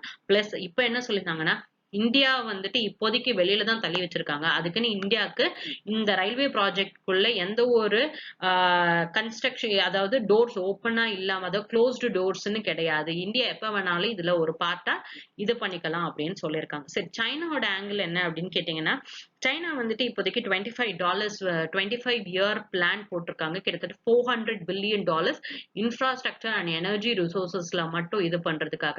சரி, அப்ப இந்தியா கிட்ட இருந்து ஒரு ப்ராஜெக்ட் போயிடுச்சு. சைனா உள்ள வந்து இன்வெஸ்ட்மென்ட் பண்றான். இந்தியாக்கு அப்ப ஈரான் யார் பக்கம் இருக்கும்? இந்தியா பக்கம் இருக்குமா? சைனா பக்கம் இருக்குமா? Has India last it's opportunity? அதுக்குன்னு இருக்க வேண்டியதெல்லாம் இந்தியா விட்டு குடுத்துருச்சா அப்படின்னு கேட்டீங்கன்னா, பணம் விஷயத்துல பாத்தீங்கன்னா மினிமம். ஏன்னா நம்ம ரொம்ப பெருசா இன்னும் அந்த ப்ராஜெக்ட்ல இன்வெஸ்ட் பண்ணவே இல்ல. ஸோ மானிட்டரி லாஸ் அப்படிங்கிறது ரொம்ப கம்மி. ஆனா ஒரு ப்ராஜெக்ட்ட நாங்க பண்றோம் அப்படின்னு சொல்லி போய் சர்வேலாம் எடுத்துட்டதுக்கு அப்புறமாட்டி, வெளியில இருக்க ஒரு நாட்டுக்காக பயந்து நம்ம ரொம்ப பெருசா இந்த இதெல்லாம் பண்ணாததுனால, அதாவது டெவலப்மெண்ட்ஸ் எல்லாம் பண்ணாததுனால, இது அவங்களுக்கு ஒரு மாரி என்ன ஆயிடுச்சு அப்படின்னா, இந்தியாவோட ஒருவேளை ப்ராஜெக்ட் வச்சோம்னா ஒழுங்கா நடக்காதோ அப்படிங்கிற மாரி. So there is so much worry on reputational damage. நம்மளோட மரியாதை அங்க என்ன ஆயிடுச்சு அப்படின்னு கேட்டீங்கன்னா, டேமேஜ் ஆயிடுச்சு. இந்தியா அப்போ ஒரு ப்ராஜெக்ட் பண்ணா கன்டின்யூ பண்ண முடியுமா? அவங்க அதுல ஒரு ப்ராக்ரஸ் காமிப்பாங்களா? அப்படிங்கிறது மாரி. சோ அப்ப வந்துட்டு இந்தியா விட்டு இந்த ப்ராஜெக்ட் போனது அப்படிங்கிறது என்ன ஆயிடுச்சு அப்படின்னா, யுஎஸ் ஏன்னா சைனா இவ்வளவும் பண்றதுக்கான இது எப்படியாச்சும் யுஎஸ் கண்டெயின் பண்ணி வச்சுட்டே இருக்கணும். சைனாக்கு யார் யாரெல்லாம் யுஎஸ்க்கு வந்துட்டு பிடிக்காத ஆட்களோ அவங்க எல்லாரோடையும் க்ளோஸா வந்துட்டு என்ன பண்ணிட்டு இருக்காங்கன்னா ஃப்ரெண்ட்ஷிப் வச்சுட்டு இருக்காங்க. சோ இது வந்துட்டு ஒரு ப்ராக்ஸி வாருக்கு நடுவுல வேற யாரோ 2 பேர் அடிச்சுக்க போறதுல யாருக்கு இது வந்துட்டு நெகட்டிவா போயிட்டு இருக்கு? இந்தியாவுக்கு நெகட்டிவா போயிட்டு இருக்கு அப்படின்னு. So this is collateral damage தான் நமக்கு because of losing this particular project அப்படின்னு இந்த ஆர்டிகல் சொல்லியிருக்கு. நெக்ஸ்ட் ஆர்டிகல் வந்துட்டு வாட் இஸ் ப்ளீ பார்கெய்னிங் அப்படிங்கறத பத்தி ஒரு ஆர்டிகல் வந்திருக்கு. இது யூபிஎஸ்சி கேண்டிடேட்ஸ் எதுக்கு அடியில படிக்கணும் அப்படின்னு கேட்டீங்கன்னா, general study papers two governance, constitution, polity, social justice and international ரிலேஷன்ஷிப்ல இருக்கக்கூடிய பேப்பர் கடியில important aspects of governance, transparency, accountability அந்த கேட்டகரி கடியில இது படிக்கணும். சரி, இந்த ப்ளீ பார்கெய்னிங் அப்படின்னா என்ன அப்படின்னு கேட்டீங்கன்னா, ஒரு பர்சன் ஒரு பர்ட்டிகுலர் ஒரு பர்சன் இருக்காரு. இவருக்கு மேல வந்துட்டு ஏதோ தப்பு பண்ணிட்டாரு இவரு. இவர் நிஜமாலே தப்பு பண்ணிட்டாரு. இவர் மேல வந்துட்டு ஒரு கிரிமினல் அஃபென்ஸ் வந்துருச்சு. அப்ப இவர என்ன பண்ணுவாங்க அப்டின்னா, கோர்ட்டுக்கு எடுத்துட்டு போய் கம்ப்ளீட்டா வந்துட்டு ட்ரையல் பார்ப்பாங்க. ட்ரையல் வந்துட்டு 6 மாசம் நடக்கலாம், 1 வருஷம் நடக்கலாம். சரி, ஒருவேளை கடைசியில இவர் தப்பு பண்ணல அப்படிங்கிற மாரியும் ஆயிருக்கலாம். இல்ல ஏதோ ஒரு சந்தர்ப்ப சூழ்நிலைனால இவர் தப்பு பண்ணிட்டாரு அப்படிங்கிற மாரியான சிச்சுவேஷன். ஆனா இவர் எடுத்துட்டு போகக்கூடிய ப்ராசஸ் எப்படி இருக்கு? ரொம்ப ஜாஸ்தியா இருக்கு. அதுக்கு பதிலா இந்த பர்ட்டிகுலர் பெர்சன் வந்துட்டு தானே முன் வந்து, ஆமா சார் நான் சில தப்புகள்லாம் பண்ணிட்டேன். நான் பண்ண தப்ப நான் ஒத்துக்கிறேன். நான் வந்துட்டு இத வந்துட்டு சரி பண்றதுக்கு நான் என்ன பண்ணலாம் அப்படிங்கிறத நம்ம வந்துட்டு பேசி முடிவெடுத்துக்கலாம் அப்படிங்கிற மாரி கெஞ்சி வந்துட்டு கேட்டு சிலத நான் பண்றேன் சார் அப்படின்னு சொல்றாரு அப்படின்னா, அதுதான் ப்ளீ பார்கெய்னிங் அப்படின்னு சொல்றாங்க. So plea bargaining refers to a person charged with criminal offense. criminal offenseனால சார்ஜ் பண்ணப்பட்ட ஒரு person he is negotiating with the prosecution. அதாவது எதிர்த்தரப்புல இருக்கவங்களோட நெகோஷியேட் பண்றாரு, இல்ல விக்டிமோட நெகோஷியேட் பண்றாரு. எனக்கு கம்மியான பனிஷ்மெண்ட் கொடுங்க, அதாவது லா என்ன கொடுத்திருக்கோ அதை விட எனக்கு கம்மியா இருக்கிற மாதிரி பனிஷ்மெண்ட் கொடுங்க. நீங்க நான் பண்ண தப்பு தான் அப்படின்னு நான் மன்னிப்பு கேட்டுக்கிறேன் அப்படின்னு சொல்றாருன்னா, that is called as plea bargaining அப்படின்னு சொல்றது. அப்ப ரொம்ப பெருசா நெகோசியேஷன் நடக்கிறதுக்கு முன்னாடி இது ஆரம்பிக்கும். இது யார் அக்யூஸ்டோ அவங்களுக்கும் யார் இவருக்கு எதிரா இருக்காங்களோ ப்ராசிக்யூட்டரோ அவங்களுக்கு 2 பேருக்குள்ள நடக்கும். சரி, என்ன மாதிரி வந்துட்டு பார்கெயின் பண்ணுவாங்க, பேரம் பேசுறது மாதிரி. சோ என்ன மாதிரி பண்ணுவாங்கன்னா, இவர் மேல நிறைய சார்ஜஸ் இருந்ததுன்னா அந்த சார்ஜஸ கம்மி பண்ணிக்கிற மாதிரி, இல்ல 10 வருஷம் சென்டென்சர், சாரி 10 வருஷம் இல்ல ஒரு 3 வருஷம் சென்டென்சர் அப்படின்னா அது 1 வருஷமா கம்மி பண்ணி கொடுங்க சார், நான் தான் சார் தப்பு பண்ணேன் அப்படின்னு போய் கேட்கறதா இருக்கட்டும். சரி, இந்த ப்ளீ பார்கெனிங் அப்படிங்கிறது it's an American concept, Indian concept கிடையாது. இந்தியாவோட கான்செப்டுக்குள்ள எப்ப வந்தது அப்படின்னு கேட்டீங்கன்னா 2006க்கு அப்புறமாட்டி தான் வந்திருக்கும். ஏன்னா கிரிமினல் ப்ரொசீஜர் கோட்ல சில அமெண்ட்மெண்ட்ஸ் பண்ணியிருப்பாங்க ஆஃப்டர் 142nd லா கமிஷனோட ரிப்போர்ட்க்கு அப்புறமாட்டி. இந்த அமெண்ட்மெண்ட் வந்துட்டு கிரிமினல் ப்ரொசீஜர் கோட்ல எதை மாத்திருக்கும் அப்படின்னு கேட்டீங்கன்னா chapter 21A which is containing sections 265A ல இருந்து 265L வரைக்கும் இருக்கக்கூடியதுல சில so salient features of the plea bargaining அப்படின்னு வரும்போது என்னென்ன மாதிரியான ஃபீச்சர்ஸ் இருக்கு. சரி, ஃபர்ஸ்ட் இந்த plea bargainingங்கிற கான்செப்ட் ஏன் பேச ஆரம்பிச்சாங்க அப்படின்னா கோவிட் சிச்சுவேஷன் ஆரம்பிச்ச காலத்துல டெல்லியில தப்லீஜி ஜமாத் அப்படிங்கிற ஒரு பர்டிகுலர் முஸ்லிம் மீட் ஒன்று நடந்தது. அதுல இருந்து தான் நிறைய பேருக்கு பர ஆரம்பிச்சது. ஸோ அதுல வந்துட்டு விசா கண்டிஷன்ஸை மீறி நிறைய பேர் இருந்தாங்க அப்படிங்கறதெல்லாம் இருந்த போது இந்த plea bargaining வச்சு நிறைய பேர் வந்துட்டு பனிஷ்மெண்ட்டுக்கு பெனால்ட்டி வந்துட்டு கட்டிட்டு இதை விட்டு வெளியில போயிட்டாங்க அப்படின்னு சொல்றாங்க. சோ அப்ப இது எதுக்கெல்லாம் அப்ளிகபிள் அப்படின்னு கேட்டீங்கன்னா ஒரு பர்டிகுலர் கிரைம் பண்றீங்கன்னா அதுக்கு ஆன பனிஷ்மெண்ட் 7 வருஷத்துக்கு கம்மியா இருக்கணும். 1 வருஷம் 2 வருஷம் தான் பனிஷ்மெண்ட் அப்படின்னு வரக்கூடிய சிச்சுவேஷன்ல இந்த plea bargainingங்கிற ஒரு இதை யூட்டிலைஸ் பண்ணிக்கலாம். செகண்ட் என்ன அப்படின்னா இது எதுக்கெல்லாம் யூஸ் பண்ண மாட்டாங்கன்னா 7 வருஷத்துக்கு மேல இருக்கக்கூடிய அஃபென்சஸ் அதுக்கு யூஸ் பண்ண முடியாது. டெத் சென்டென்ஸ் லைஃப் சென்டென்சஸ்க்கு யூஸ் பண்ண முடியாது. அதே சிச்சுவேஷன்ல ஏதோ ஒரு தப்பு பண்ணிருக்காங்க, இந்த தப்புனால ரொம்ப பெருசா கண்ட்ரிக்கே அவங்களோட சோசியல் இதுல வந்துட்டு அதாவது communal violences it's a social problem. நம்ம நாட்டுல இருந்து கொள்ள அடிச்சுட்டு போறது it's an economic condition. So இந்த மாதிரி இதுல அஃபென்சஸோட ரேட் கொஞ்சம் கம்மியா இருக்கிற மாதிரி ப்ரொவிஷன்ஸ் இருந்தா கூட அதுல என்ன பண்ண முடியாது, இந்த plea bargaining அப்படிங்கிற கான்செப்டை யூஸ் பண்ண முடியாது. பிளஸ் வேற எதுக்கு யூஸ் பண்ண முடியாது அப்படின்னா if anyone is doing crime against women domestic வயலன்ஸா இருக்கட்டும், இல்ல விமன் ரேப் அந்த மாதிரியான ஆக்டிவிட்டிஸா இருக்கட்டும், ஆசிட் அட்டாக்டா இருக்கட்டும், இந்த மாதிரி அஃபென்சஸ்ல இது அப்ளை ஆகாது.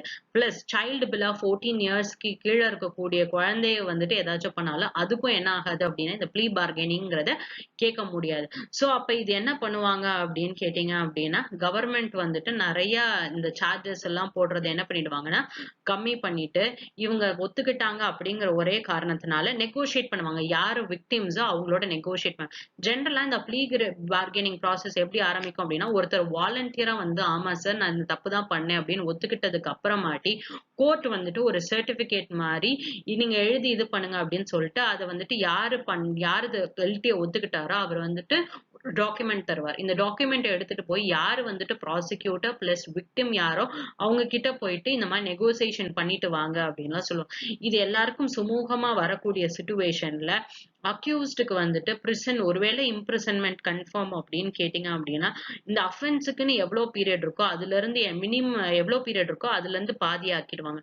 இல்ல சார் இந்த லால வந்துட்டு இந்த கிரைமுக்கு எவ்வளவு வருஷம்னே லாலேயே எவ்வளவு வருஷங்கிறது பிரிஸ்கிரைப் பண்ணவே இல்லை அப்படிங்கிற சிச்சுவேஷன் ஒரு மினிமமா ஒரு லால எவ்வளவு ஸ்டிப்புலேட் பண்ணிருப்பாங்களோ அதுல இருந்து 1/4 என்ன பண்ணிடுவாங்க ரெடியூஸ் பண்ணி இவ்வளவுதான் சார் இது, அதாவது ஒரு 4 வருஷம் நீங்க வந்துட்டு ஜெயில இருக்கணும் சார் இந்த கிரைம் பிரகாரம் அப்படின்னா 1 வருஷம் இருந்துக்கலாம் அப்படிங்கிற மாதிரி என்ன பண்ணிடுவாங்க நம்பர் ஆஃப் இயர்ஸ் இந்த ஜெயில வந்துட்டு ரெடியூஸ் பண்ணிடுவாங்க. சரி, இந்த ஸ்கீமுக்கான ரீசன் என்ன, இதோட பெனிஃபிட்ஸ் என்ன அப்படின்னு கேட்டீங்கன்னா இந்த ரிஃபார்ம்ஸை கொண்டு வரதுக்கு யாரு ரெக்கமெண்ட் பண்ணியிருப்பாங்கன்னா ஜஸ்டிஸ் மலைமாத் கமிட்டி தான் வந்துட்டு இந்த கிரிமினல் ஜஸ்டிஸ் சிஸ்டம்ல சில ரிஃபார்ம்ஸ் கொண்டு வரும். ஃபர்ஸ்ட் என்னன்னு கேட்டீங்கன்னா ஸ்பீடி ட்ரையல். ரொம்ப நேரம் வந்துட்டு கோர்ட்டு இதுன்னு போயிட்டே இருக்க வாய்தா அந்த மாதிரி இருக்கணுங்கிற அவசியம் கிடையாது. பிளஸ் இதுல என்ன அவுட்கம் வரணும் அப்படி ஏன்னா அவங்களுக்கு தெரிஞ்சிடும் நம்ம 2 பேரும் சுமூகமா பேசி முடிச்சோம் எனக்கு இதுதான் தண்டனை அப்படிங்கிறது தெரிஞ்சிடும். பிளஸ் ரொம்ப வருஷம் கேஸ் நடக்குதுன்னா எல்லாருக்குமே தெரியும் ஒரு கேஸ் நடக்கிறதுக்கு எவ்வளவு செலவாகும் அப்படின்னு சொல்லிட்டு. So this will save the litigation cost. Plus இந்த இந்த இந்த இந்த என்டையர் ஒரு ப்ராசஸ்ல நிறைய ஆங்ஸிட்டி இருக்கும் அந்த பார்ட்டிஸ்க்கு. ஸோ அதுவும் என்ன ஆகும் அப்படின்னா ரெடியூஸ் ஆகும். பிளஸ் கன்விக்ஷன் ரேட்ஸ் நிறைய பேர் அவங்களோட தப்புக்கு ஒத்துக்கும் போது கன்விக்ஷன் ரேட்ஸ் இந்தியால கிரைம் வெளியில கொண்டு வரதே ரொம்ப கம்மி தான். அப்ப கன்விக்ஷன் ரேட்ஸ் அப்படிங்கிறது எப்படி இருக்கு அப்படின்னு கேட்டீங்கன்னா ரொம்ப கம்மியா இருக்கு. ஸோ அப்ப இதுக்கு நிறைய பேர் ஒத்துக்க ஆரம்பிச்சாங்கன்னா கன்விக்ஷன் ரேட்ஸ் என்ன ஆயிடும் ஜாஸ்தியாக ஆரம்பிச்சிடும். நிறைய பேர் பிரிசன்ஸ்ல அண்டர் ட்ரையல்ல தான் இருந்துட்டே இருக்காங்க. அப்ப பிரிசன்ஸ்ல இருக்கக்கூடிய டீகன்ஜஷன் அப்படிங்கிறது என்ன ஆயிடும் அப்படின்னா ரிலாக்ஸ் ஆயிடும் அப்படிங்கிறது. பிளஸ் அஃபெண்டர்ஸ் என்ன பண்ண ஆரம்பிச்சிருவாங்கன்னா வாழ்க்கையில வந்துட்டு சரி ஓகே நம்ம பண்ண தப்பு தான் அப்படிங்கறது நம்மளே ஒத்துட்டோம் திருந்தி வாழ ஆரம்பிச்சிடும். ஸோ இந்த மாதிரியான இருக்கக்கூடிய பாசிட்டிவ்ஸ்னாலதான் இதை இது பண்றாங்க அப்படின்னு சொல்லிட்டு. இதுல இருக்கக்கூடிய டிராபேக்ஸ் என்ன அப்படின்னு கேட்டீங்கன்னா இதுல இருக்கக்கூடிய ட்ரையல்ஸ் ஃபேரா இருக்குமா அப்படின்னு நம்மளால என்ன பண்ண முடியாது சொல்ல முடியாது. ஏன் அப்படின்னு கேட்டீங்கன்னா ஒருவேளை போலீஸ் வந்துட்டு இந்த பார்கெனிங் ப்ராசஸ்ல இன்வால்வ் ஆறாங்க ப்ராசிக்யூட்டருக்கு இதுவா இருக்காங்க அப்படின்னா அதுல என்ன ஆகும் அப்படின்னு கேட்டீங்கன்னா நிறைய இடத்துல கொரோஷன் வந்துட்டு நடக்கும். ஏன்னா ஒருவேளை அக்யூஸ்டுக்கும் இந்த போலீஸ்க்கும் ஏதோ மாதிரி கனெக்ஷன் இருந்ததுன்னா விக்டிம் வந்துட்டு மிரட்டி சில இடத்துல நீ வந்துட்டு நீ இதை கண்டிப்பா இப்படிதான் பண்ணி கொடுக்கணும் அப்படின்னு சொல்ல முடியும். ஏன்னா சில நேரத்துல விக்டிம் வந்துட்டு இதை அக்செப்ட் பண்ணாம கூட போகலாம் அப்படிங்கிற மாதிரி. பிளஸ் பார்கெயின் பண்ணக்கூடிய இடத்துல நிறைய இடத்துல என்ன ஆகும் அப்படின்னு கேட்டீங்கன்னா கரப்ஷன்ஸுக்கு வந்துட்டு இது வழிவகுக்கும். பிளஸ் வேற வழியே கிடையாது, இந்த தப்பு நான் தான் ஒத்துக்கிட்டே ஆகணும், ஏன்னா இது இப்படி பண்ணாதான் என்னால சில இதுல இருந்து வெளில வர முடியும் அப்படின்னு பண்ணக்கூடியவங்களுக்கு யாரெல்லாம் இன்னசென்ட்டோ அவங்கள என்ன பண்ற மாதிரி இருக்கும், அவங்களே ஓகே இன்னொருத்தருக்காக நான் தான் இந்த தப்பை பண்ணேன்னு சொல்லிட்டு போகக்கூடிய சான்சஸும் நிறைய இருக்கு. சோ அப்ப இந்த கான்செப்டை வந்துட்டு சில பேர் வெல்கம் பண்றாங்க, சில பேர் வெல்கம் பண்றது கிடையாது. சோ இது நல்ல கான்செப்டா இல்ல நல்லா வராதா அப்படிங்கிறது டைம் போக போக தான் நமக்கு தெரிய ஆரம்பிக்கும் அப்படின்னு இந்த ஆர்டிக்கிள் சொல்லியிருக்கு. So this is the current affairs இன்னைக்கு. So if you like my video, like, share and subscribe to my channel Conquer IAS. Press the bell icon for further notifications. Thank you.